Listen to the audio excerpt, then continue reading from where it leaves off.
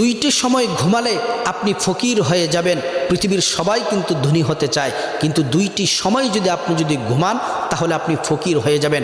আল্লাহ তাআলা তো কোরআনে বলছেন, ওয়াজআলনা নাওমাকুম সুবাতা। আল্লাহ তাআলা রাতকে নিদ্রার জন্য দিয়েছেন, আল্লাহ তাআলা রেস্ট নেওয়ার জন্য রাত্রটাকে দিয়েছেন। তো সেজন্যে আপনি যদি দুইটা সময় আপনি ঘুমান তাহলে আপনি ফকির হয়ে যাবেন, জীবনে সাকসেস হতে পারবেন না, সফল হতে পারবেন না।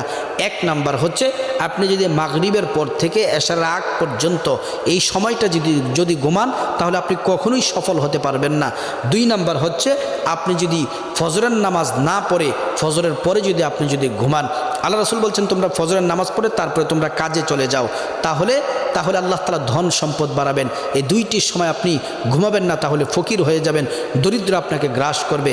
এক হচ্ছে ফজরের নামাজের পরের সময়টা, ফজরের নামাজ না পড়ে ফজরের নামাজের পরের সময়টা।